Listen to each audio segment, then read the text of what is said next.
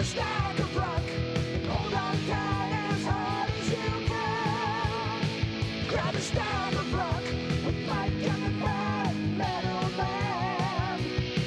Grab a stack of rock and hold on tight as hard as you can.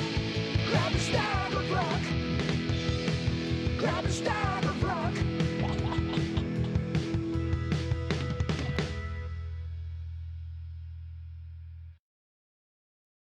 Hey, it's Mike from Grab a Stack of Rock, and I thought I would do another collection of unseen footage, short episodes that you missed, and new stuff too. So join me for this episode as we take a dive through memory lane and show you some stuff you haven't seen before as well. The first thing that I want to tackle today is a subject that came up on our New Year's Eve Grab a Stack of Rock live stream regarding autographs. And I mentioned that I had a friend of mine who bought a set of Kiss autographs for me at a mall kiosk in Kitchener, Ontario. And these were very common in the early 90s, these mall kiosks. They would set up at around November to take advantage of the Christmas season, and they would sell autographed glossies from everybody, everybody. Arnold Schwarzenegger, Robert De Niro, Pamela Anderson, whoever. It'd be like $200 for Pamela Anderson or whatever. Now, I don't know what my friend paid for this, but this is a copy of Greatest Kiss. I actually have 3 copies of Greatest Kiss. This one here is, I believe, the original UK edition. This came out in 1995, or 96. 96, to take advantage of the Kiss reunion. It was originally only available on import, and all the different regions had different track listings. So that's the UK. Then I have the Japanese with their own track listing. And then finally I have the domestic autographed edition. Now, an expert could take a look at that and tell you if they're real or fake. But I happen to believe they are fake because at that time, Doc McGee, Kiss's manager, was saying that Kiss don't sign full sets of autographs, all 4. They just don't because they know they're worth a fortune. So sadly, this is a forgery, but, it was a gift. I needed it actually because I didn't have the US track listing. So why not? Dare I say, why not? Now, this first clip that I have lined up for you tonight is from a 2016 trip to Vertigo Records in Ottawa, Ontario. Have a look. You'll be pretty impressed with what I scored just walking in the front door on a random day.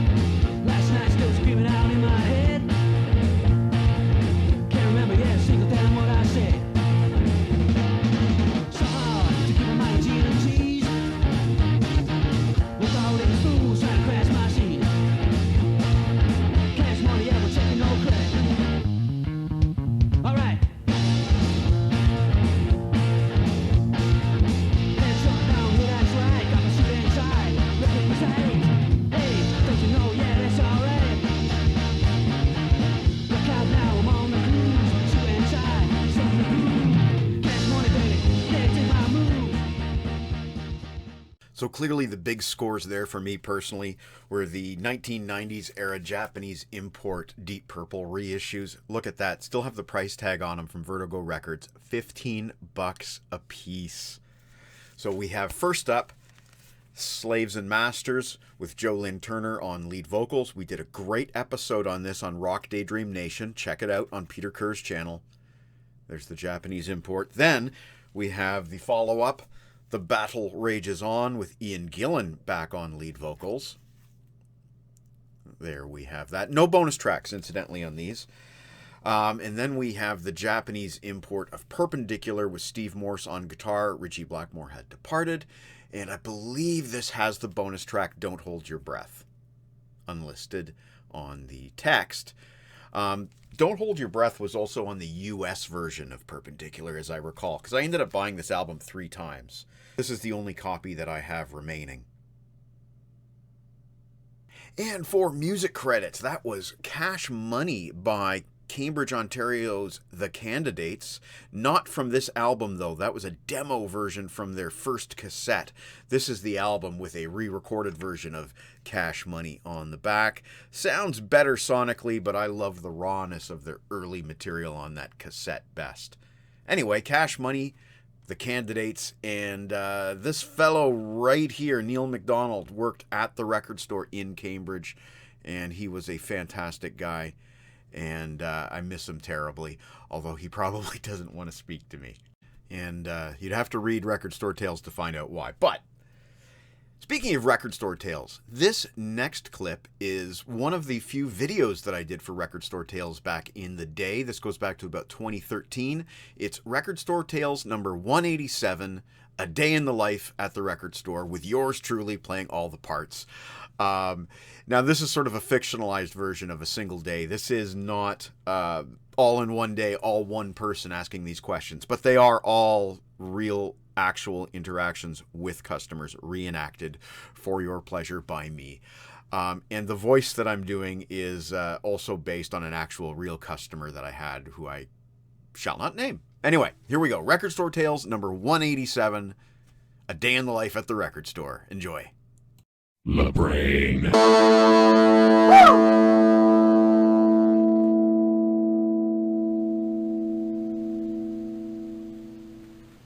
Hey man. Oh, hey man. This Queen CD, it's got the song I want, but, do I want this one? Do you want that one? Well, it's got We Will Rock You, and, but I don't know who these dudes are on the front. Yeah, that's not actually Queen. Do I want this one? Well, that depends. Do you want a tribute album to Queen? Because that's what that is. Tribute album. Oh. So this one's got We Will Rock You on it, right? Hey, dude. Somebody wrote in crayon on the front of this CD, eh? So, do I get a discount on this one? That's just the cover. That's the cover art. Is this the new Pearl Jam? Yep, that's the new Pearl Jam.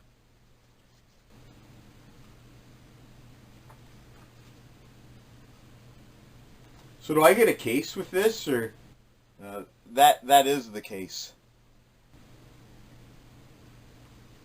This is a case? This fucking blows. Yeah, that's what it comes in. Yep.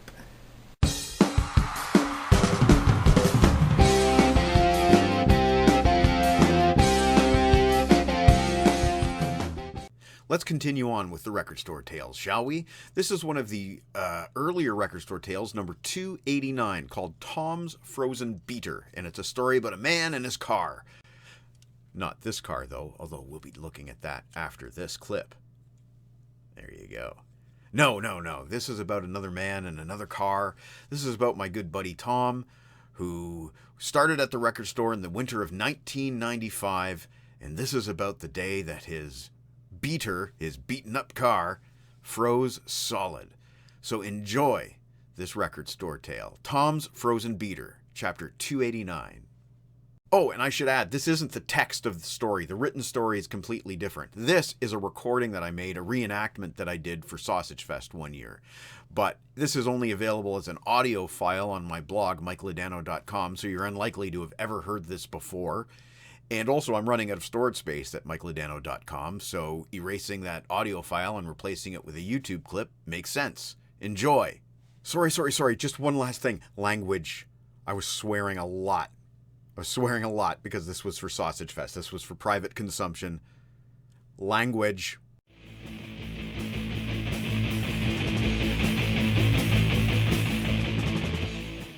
It's time for Happy Hour with your host, LaBrain. and Sammy the Goose and Mike Short. Hey, fuckers, it's LaBrain. Anyway, I want to talk to you about our gracious host, Tom fucking Morwood. I started working with Morwood back in 1995. And in the late winter of 1995, Tom was working the day shift, and I was closing the store on the night shift. Oh. Now, Tom was driving a 1981 piece of shit, and the door froze shut because it was still cold, because it's Canada. We're not fucking stupid, you know. Morwood could not get the door open. It was frozen solid. He didn't have any de-icer, or de-icer didn't work, and couldn't get hot water or whatever. Instead of calling a CAA or what have you, Tom lost his temper, and he said, "Fuck it! No, fuck it, fuck it. Fuck, I'm just gonna sleep in the fucking store. Yeah. I'm just gonna sleep in the store here tonight. Yeah, fuck it. It's kind of roomy. I could sleep there between country and rap, I guess. Yeah, I'm gonna put my sleeping bag there. Yeah, fuck. Yeah, fuck, that's perfect. Yeah, fuck it. Fuck it. That's what I'm gonna do. I'm gonna fucking sleep in the fucking store. Yeah." Anyway, one of his buddies, perhaps one of you, I don't remember, showed up with some de-icer and got his door open, and Tom kind of slinked off into the night. But I'll never forget that. Barely knew the guy, just met him, and he's telling me that he's spending the night in the store. Well, that's kind of a sobering thought. Mike, maybe you can do something about that? So as promised, let's have a look at this Hot Wheels Eliminator. Now, I don't remember when I got this, but I think I was likely in high school. It's dated Mattel 1979. You can't see it, but trust me, it says Mattel Inc. 1979 Malaysia on the bottom. I did not get this in 1979. In 1979, I had no idea who ZZ Top were. But this is Eliminator, and it's still in great shape. The paint is sharp. The chrome is shiny. The windows are unstained. Everything about this car is pretty much perfect. And I've had it at least since the 90s. If I didn't get this in high school, then it was at least the early 90s. So there is my Hot Wheels ZZ Top Eliminator car. Let's continue on with the record store tales, shall we? This is number 450, called Beat Up in a Mascot Suit. So I'll read you the text this time, and then we will run the video that relates to this text. When I first saw this thing sitting in the store's back room, I thought it was one of the most hilarious sights I'd ever be likely to find. For shits and giggles, I offered to wear it one Saturday afternoon and stand on the sidewalk waving to cars. I quickly changed my mind when one of our staff attempted to dissuade me by telling her friends to kick my CD-suited ass. Yes, you will see the CD suit. Upper management may have lost respect for me when I backed out, but I didn't see any of them waving at cars either. You have no defense inside this suit. Your hands and arms are limited to movement at the wrist, and you lose all peripheral vision. A gang of high school-aged Korn fans would have made short work of me. One slow evening, I decided to take a break and use the time constructively. I wanted to try on that suit. I went in the back room while leaving Dandy in charge of the cash register. In the back, working a night shift on our web sales, was Wise Man, who offered to take some pictures and video of the suit. This is what happened. The events were not staged. I never wore it again.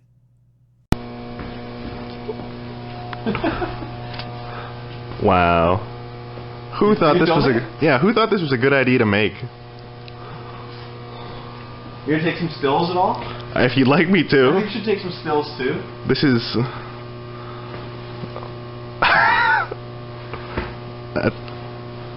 Take some stills. There we go. It's I'm stuck.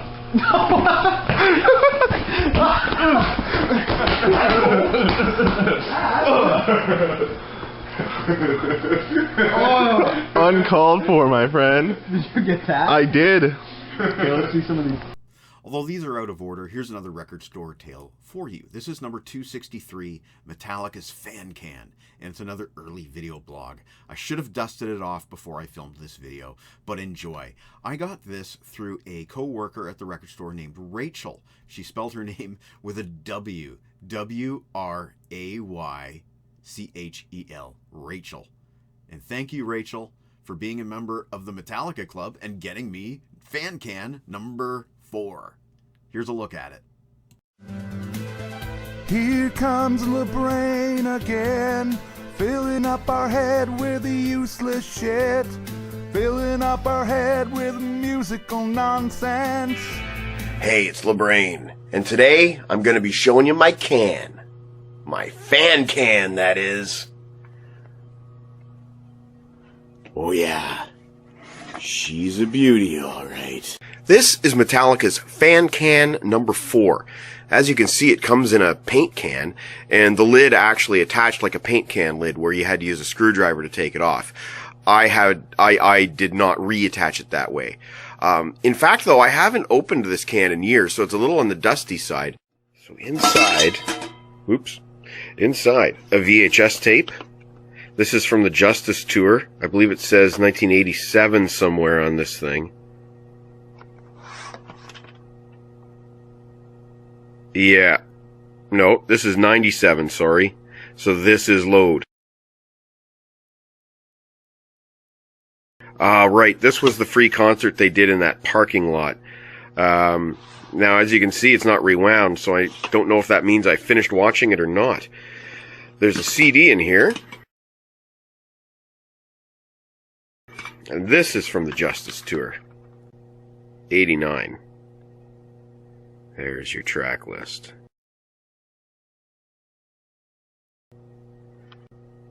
Beauty. T-shirt. Yeah, what's a box set without a t-shirt? Doing this with one hand is a pain in the ass. There you go. Metallica crew shirt. Never worn.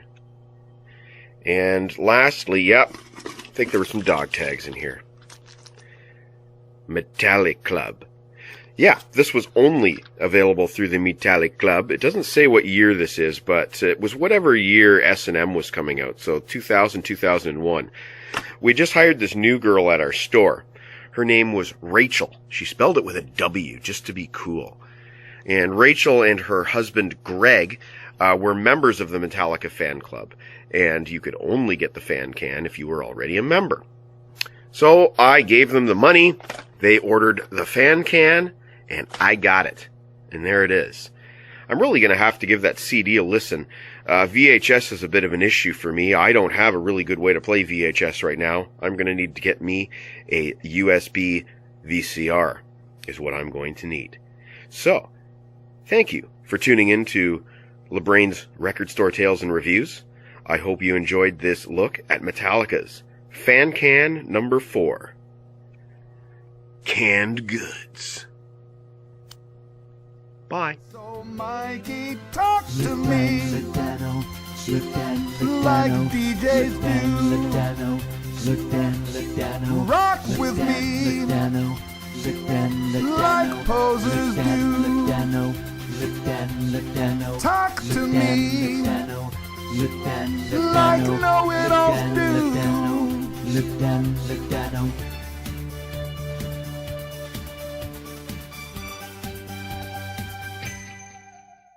Hey, no worries about that USB VCR that I wanted in that video.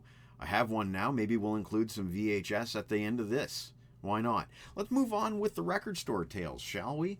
This is one about shrink wrap. Brain.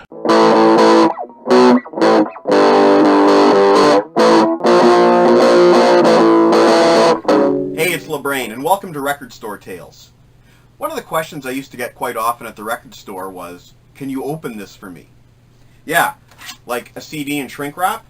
A lot of people had trouble opening these, not sure why, but that was a very common question. Can you open this for me? And I'm going to show you an easy way to do it. Okay, so here we go. Don't mind my crummy desk here. It's pretty simple. All you need is a desk or a counter and a sealed CD. Take the CD in your hand like so. Well, here, I'm going to try it this way. Okay, take the CD in your hand like so, edge against the desk, and simply go like this. You ready? Shrink wrap is off. See that? Piece of cake. This has been LeBrain for Record Store Tales. Take care. Let's finish off with the Record Store Tales stuff. I have a fun photo gallery here that I made ages ago, over a decade, and I can't be arsed to look up what number Record Store Tales it is. Here you go, Record Store Tales Gallery. Enjoy. Damn you, LeBrain! Hey, it's LeBrain, and today I dug up some funny old pictures from the record store days. Some pictures may have been edited for content. This is an old one around the year 2000. That's me, Tom, and Meat, and my very first shot of wild turkey. Ever. Didn't like it. Oh boy, that was our mascot. It's like a walking CD guy. And that's me wearing that suit. Not a good idea. There's a douchebag in a flame shirt. Ah, my old office. This is where we used to run our website out of. There's me, wheeling and dealing, looking cool. Well, not really. Now, if you look at that poster on the wall, somebody had defaced my Christina Aguilera poster to say she's a slut. There's me bending my finger all the way backwards. Yeah, I can do that. Hey, this was a night we had out. That's me and T-Rev. That's Cam. He was a really cool guy. Still see him at Sausage Fest. Braddy D, my friend Shannon, and myself doing the finger thing. Oh, there's me getting my ear pierced. Oh. Hey, and there's Dan Slesser from Kerrang! Magazine. He came down to see me one year. There's me in T-Rev's store buying a box of CDs. Yeah, that sparkly shirt was, in a word, ill-advised. Regardless of the good times, the bad times, the good people, the jerks, the best, most memorable things about the record store are the discs, the music, and I got a lot of them. I think if I estimated, I would say my CD collection grew by about 1,000 albums during the 12 years that I was at the record store. That's a lot. That's a huge chunk of music, and I am very grateful. Hope you enjoyed that. Tune back to MikeLadano.com for more record store tales. Hey, how you doing? Check out this cool replica guitar that my sister bought me one year. Nice little nylon strings on there. You can look at that. Isn't that nice? This is a really nice piece. Yeah, you can jam on it. Anyway, this next clip is something that I salvaged from a previous episode dating back to February of 2023. This is an unboxing of 7, I believe, Japanese imports from Discogs. I just kind of went hog wild one night with a vendor that I really liked and bought 7 Japanese imports. So I'm going to go ahead. This box came from Japan, and I said earlier I might not be happy. But we'll see. We'll see. I'm just going to turn my microphone off for a moment. All right, I'm happy. Remember we talked earlier? I ordered all of these from Japan. You can tell I'm getting flustered now. I was worried that they were going to ship them without the cases because I paid extra to get the cases, but fortunately we have the cases. So I like to do a thing where I go on the website Discogs, which is where music aficionados buy their rare stuff or bargain stuff. And I placed a giant order, and then I like to forget about it completely so that when it arrives 3 weeks later, it's a complete surprise. I can't remember what I ordered. So real quickly, we have from the country of Japan, Loudness, which is a Japanese band. This is their Slap in the Face EP. And I'm assuming that these are live tracks on the back, but I don't know for sure. All I know is that at the time I ordered it, I seemed to think that I want it. Okay. Yeah, live versions. Okay, we're good. Sorry? It has a case. It does. Everything came with a case, so I'm happy. That's good. You were worried. I was very worried. Do you remember the band Extreme More Than Words? This is their 4th album, Waiting for the Punchline. Has a song in there called Fairweather Faith that I've never heard before in my life. This album came out in 1995, and I've never heard that song. So crazy. That's big for me. Aerosmith. You've heard of Aerosmith. Of course. This is the Vacation Club EP, and it has some remixes on it here that I've never heard before, such as Dude This Way. I have no idea what that is. Dude, extended rockin' Dude mix. So I'm looking forward to hearing what are probably really bad 80s remixes Yes, of Aerosmith. even Tyler, what are you doing? Extreme again, the More Than Words band. This is their extra graffiti album, which came out in Japan only, 7 tracks. And I bought this for, I don't know what track I bought this for. I have no idea. DAD, aka Disneyland After Dark. This is the only release that I still needed by them, called Osaka After Dark. This is their Japanese exclusive live EP, and I love these guys. And we have Bon Jovi, who I've been told that I look like today. There This is you go. the Japanese Hey God single. And I'm not sure which tracks on this that I needed, but apparently I needed something. And the I Believe live EP, I think this is mostly stuff that I do not have at all. So Wonderful. Nice score there from Japan. Yeah. Much more expensive. And that's what I had for my first thing to unbox. Well, Lana says that she likes your Kiss shirt, and I agree. Thank you, Lana. Here's a clip that goes back to when I got my first digital camera and I was experimenting with a 2-camera setup. It's pretty primitive, but this is me unboxing the very, very limited edition Sloan Twice Removed box set. It was a vinyl box set with a whole bunch of exclusive stuff. Check it out. You probably haven't seen this before. Brain. Good day, and welcome to the next installment of LeBrain's blog. Today I want to talk about some new arrivals. Some parcels came in the mail yesterday. I haven't even opened these yet. I'm saving these for you. I haven't even taken it out of the box yet. I haven't even taken it out of the bubble wrap yet. Oh, cool. Sloan. So, here it is, twice removed. And now it will be once removed. This is the new deluxe edition that Jay Ferguson put out. All vinyl. Awesome cover art. Classic. The same back cover art.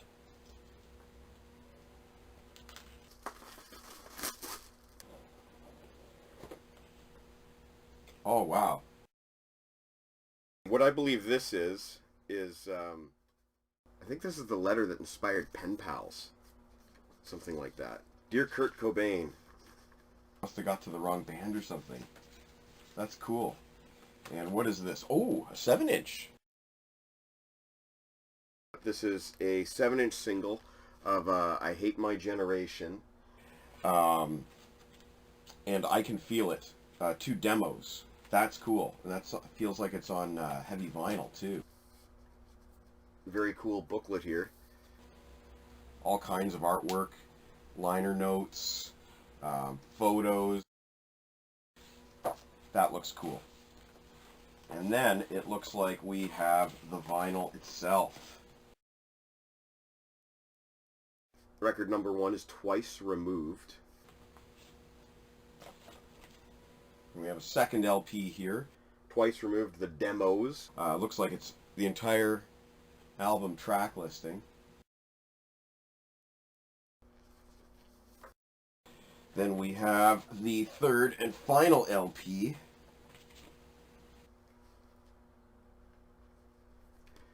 The outtakes. Stood Up and Same Old Flame. Those are 2 awesome songs. I can't wait to dig into this. Yeah. So let's rock. Thanks for checking this video out. If you want to buy your own copy of the Sloan Deluxe Edition, you can get it from www.sloanmusic.com. Goes for about $90. You can get a t-shirt too if you want to throw in an extra 20. Thanks for checking out mikeladano.wordpress.com.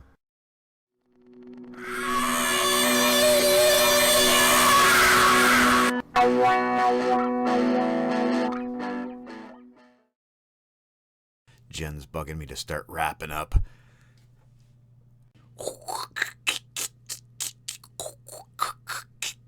Bam, bam, bam, bam, bam.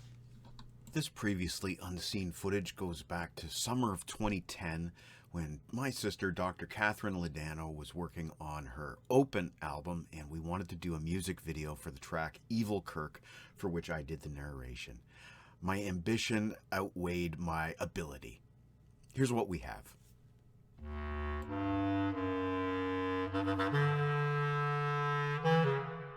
It was the best of times, it was the worst of times. Message, Spock? Of all the souls I have known, his was the most human. No more blah blah! Did I ever tell you play an irritating game of chess, Mr. Spock? So why don't you get some more guys and it'll be a fair fight. You can whistle really loud. No more blah blah! Of all things, a god needs compassion. What does God need with a starship? Our missions are peaceful, not for conquest. Worlds are conquered, galaxies destroyed, but a woman is always a woman. No more blah blah! Take me back, please! I want to live! I'm Captain Kirk!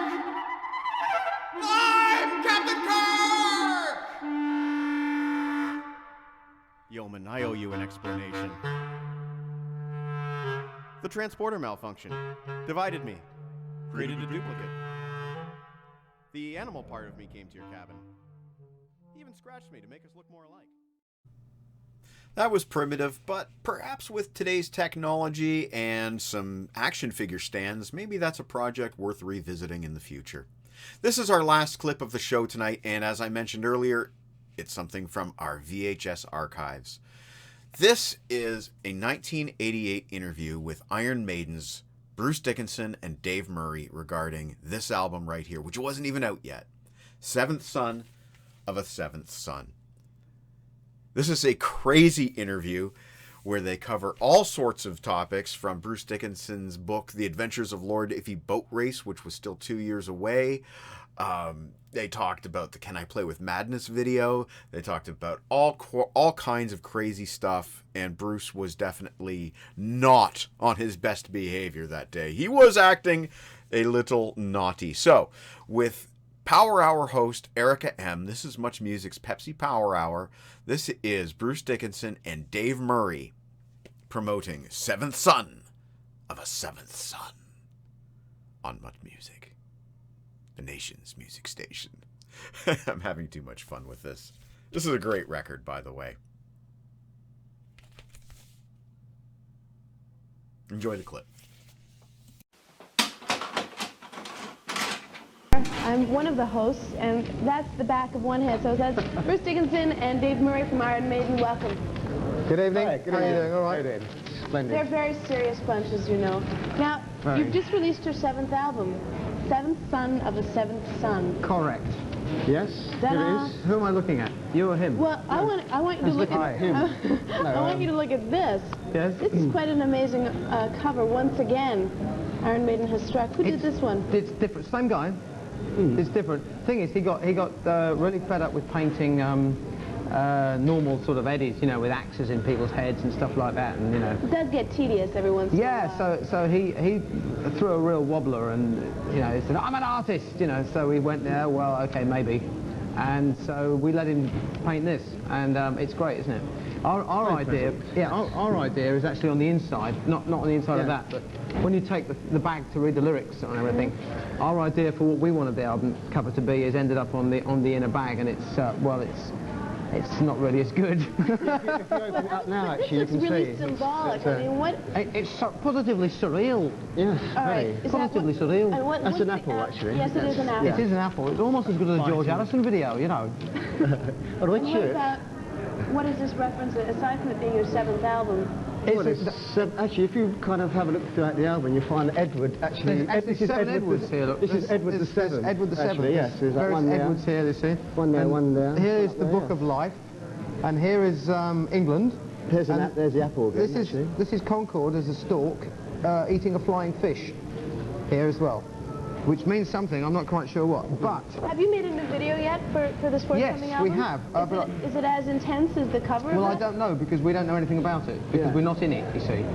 Apparently it's going to be something like, well, Graham Chapman from Monty Python is in it, and it's being produced by guy who did Time Bandits. Yes, not the actual director, but Julian, what's his name? Julian Doyle, yes. Julian Doyle. He was one of the sub-directors. He did a lot of the special effects sequences and things for Time Bandits, and we got a big letter from Terry Gilliam, who directed it and everything, saying, in the event that I lost all appendages of my body, I would cheerfully leave all my films to this guy because he's brilliant. So we went, okay. And it's got a lot of animation in it as well. So they're making this video and they're leaving it to us, which is quite pleasant. So you're not even in your next video? No, it's going to be like animated. We're not even in our next video. That's great. Oh, I'm sure your fans will be totally disappointed. No, well, we're always, well, I mean, we're always in it. Look, I haven't even heard this album. This is what's come to me. It's like, look, this is what the record company sent me. It's great, isn't it? An empty jacket. No, but look, I mean, an empty jacket. So what does your album sound like? How is it different from the last one? It's a concept album. At last, we've done one. We actually, all our career, people are saying, go on, it's a concept album, isn't it? We said, no, it isn't, really. It's just, you know, it's not. Well, this one really is, and it deals with the life and times of a seventh son of a seventh son, which I don't know if you know anything about the biblical bit and the folklore bit and everything, but a seventh son of a seventh son was supposedly a person of great significance. He supposedly had either clairvoyant or healing or some kind of magical powers or whatever. Anyway, this kid's born who doesn't ask to have any of this, but he has to deal with it throughout his life. And the album deals with the life and times of him and his journey through life and what other people think of him and how he deals with it and how he deals with himself and all that kind of stuff, because he's very different. But also, there's there's the tales from the dark side coming up. Of course, from the crypt. See, there's also, you get the idea that God and the devil are both just like playing games with him, you know, that maybe it's just some kind of pawn in some game they're playing. Checkmate. And yes, stalemate. Yes, one more stalemate. That's right. And there's lots of... it's quite good. It might upset one or two people, actually, some of the lyrics. Why? I do hope so. Well, because they'll read them and they won't understand them, and they'll just see the wrong words. They'll just see the words, you see. But they won't see the meaning behind the words. Because for example, what kind of words are you talking about? Not really bad words. I mean, not words like... Not really not words like that. Not the F word. But Not the F. Not the F. But the F word is definitely not. What are you making reference to? I mean, what kind of... There's a lot of references in it to... well, to basically to good and evil and things like that. And the thing is, as soon as you mention the word Lucifer on a record, people go... You know, but the Bible mentions him all the time, and nobody goes around burning Bibles. But you know, we tried to get in pretty deep to this character. The first song is actually sung by the devil on the album, so I had to kind of go in and try and play the part. I had a couple of cups of tea, a few games of pinball. Yeah. You know what's really funny is the last time that you were here, which was about a year ago, we were chatting, and I asked you the question, why do so many metal bands sing about the devil? Yeah. And you couldn't really explain why it was, but you said that you didn't. Yeah, that's right. Well, we don't. Well, we didn't then. What we do now. And we're actually not really singing about the devil. He's a character.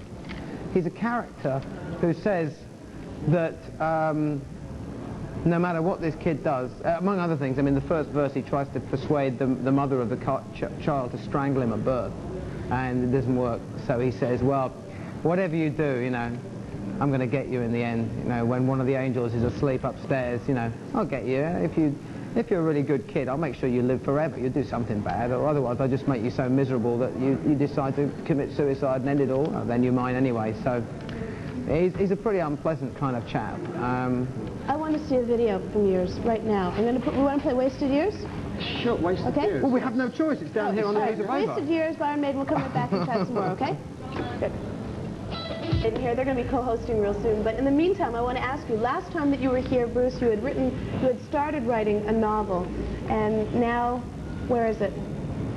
It's back in England. It's finished. It's all typed up. Big, thick thing about that big and that sort of size. And well, it works. It makes people laugh. Yeah, and in fact, it's absolutely brilliant.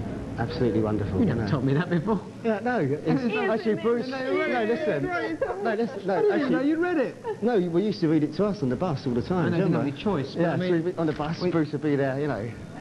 And it was absolutely, it's really funny, yeah. Steve's been trying to get me, has been badgering me, sort of going, when's it going to be published? I said, well, you know, send it off, and there's a couple of guys interested, you know, but they said that there was too much sex in it, and they weren't. I said, what do you mean too much sex? Is it sort of like a heavy metal novel? No, absolutely not. It's got nothing to do with music at all. It's a black comedy about a perverse English landlord who's transvestite below the knee and wears stiletto shoes called Lord Iffy Boat Race, and a dodgy butler, a mechanical penis called Pelvatron, 6 people, a flock of mechanical grouse, secret agent, and a talking plum pudding.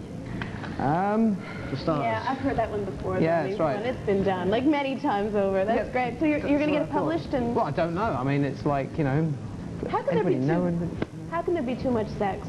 That's what I said. That's what I said. They said, but also they said some of the characters aren't real enough. I said they're not supposed to be real. How can you have a character with a 3-foot tent pole, you know, which he has to sort of like tie underneath in a big willy warmer thing that he has to tie in a toggle underneath his armpit? How can you call him real? How can you make him more real? There's so much in it, though. I said, well, I mean, he has the immediate problem that as soon as he starts to get interesting, this thing flies out the top of his collar. I mean, it's like, get down. You know. Anyway, change subject here. So last time when you came here last time again, we were talking about you recording your album, and you went to Monastery last time to get all your ideas together, or something like away from everybody.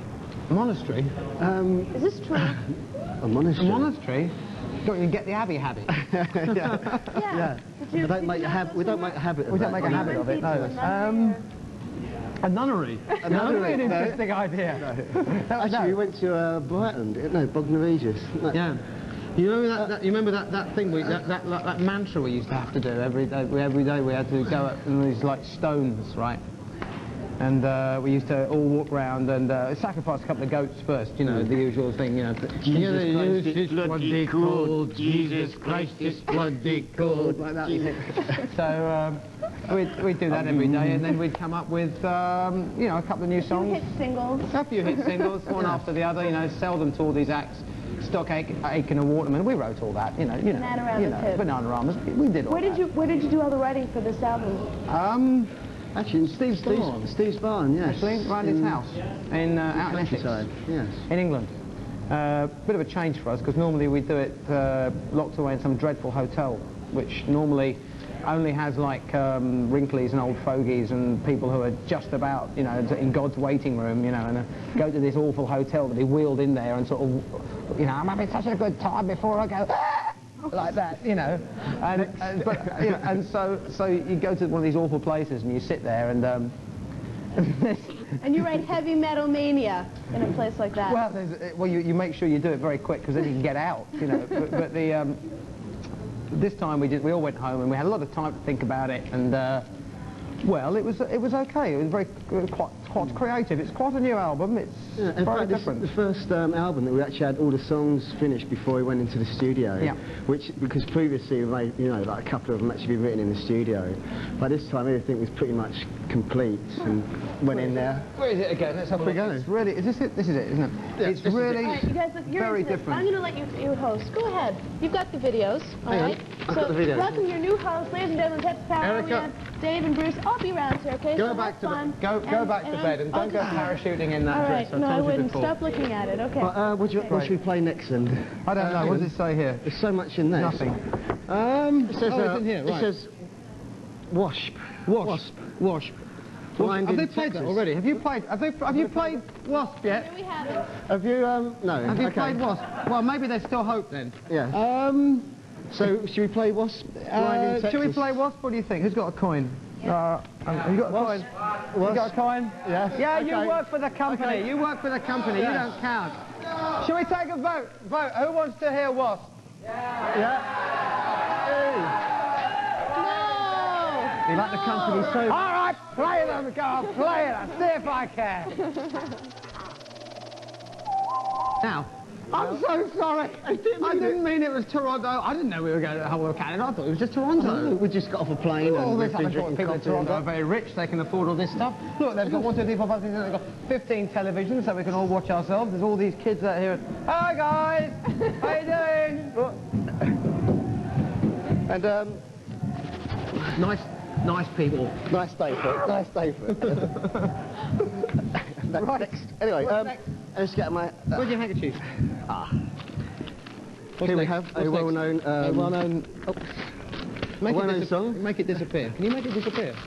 Yeah. Anyway, the next song we're coming up. Ozzy tricks. It's great. Ozzy Osbourne. Just like that. Shot in the Dark. Next video coming up. Oh yeah, Shot in the Dark. Shot in the Dark. We might be doing some stuff with Ozzy actually. Yeah, in fact, in the near future. In the near future. In and America. then Perfect Strangers.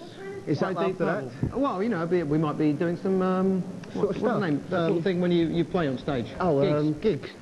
Yeah, Yes, we might be doing some of those. Where? Somewhere across America. In actually. America, somewhere, yes. It might be like 8, 9 shows. Somewhere between the East Coast and the West Coast. Yeah, between the West and the East. Or between and upside down, in the middle, north and south, you know. Yeah. But no, so stop asking me this, because you're not even supposed to be here. Well, you're supposed to be parachuting or in bed or something, you know. Deep Purple. Deep Purple, that's right. That's the next video we're going to play after that is by Deep Purple, who are a band who, well, they're very good. Yeah. One of my personal favourites. Yeah, Perfect Strangers. But they're not as good as footballers as they appear. So no, they're not. Why not? We're inviting you if you want to play a game. Oh, silly question. Play the videos. Play the videos. Play the videos, yeah. Yeah. Where's the list? The power. Hello folks, this is Maiden here. You listen to MuchMusic, and if you want to see some inspired lunacy, madness and mayhem, just stay tuned. Thank you. Well, this is still the Peppy Power Hour, and those are the troublemakers outside. Big fans of yours. Yes, they're here. All of them. Yeah, all right. And this is Dave Murray. This is Bruce Dickinson. And This is I'm me. Erica. And this is Erica. This is Erica's earring. Yes, it is. Now, you're going on tour across Canada. What's the story with that? Well, Erica, we're going on... Well, actually, we're starting the tour, the world tour in May, and we're actually starting Canada this time, which is a first. You're starting your world tour in Canada? In Canada, yes. Why? Well, we thought, you know, we're going to rehearse the production here. Why not start Canada? Great place to kick off. That's great. That's what I know. Yes. Now, you were just telling me something that Iron Maiden is going folk on the new album. No. You're self-stirrer, aren't you?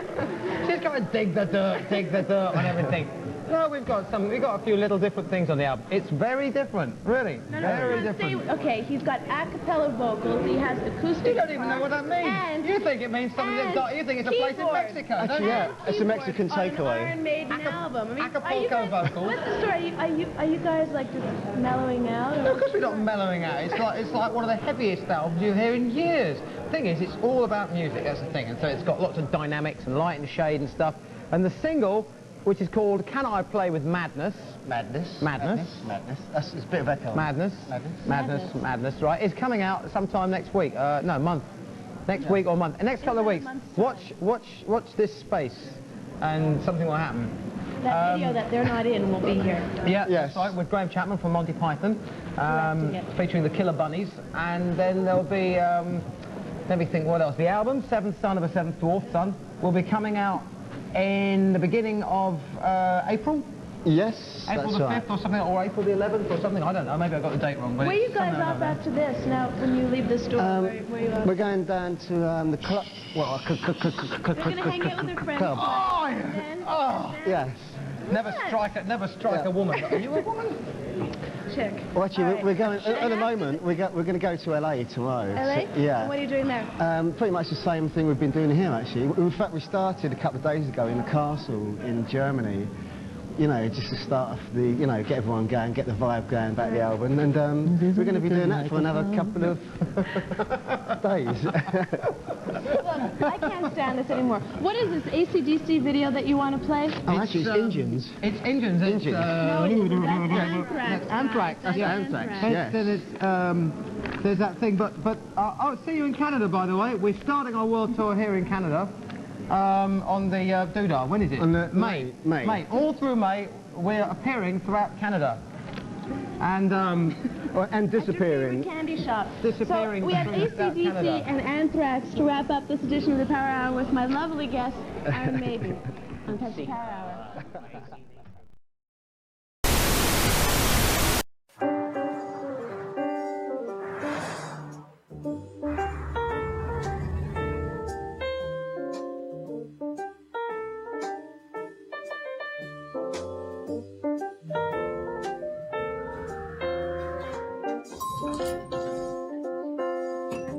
Welcome, Nighthawks. We've been expecting you.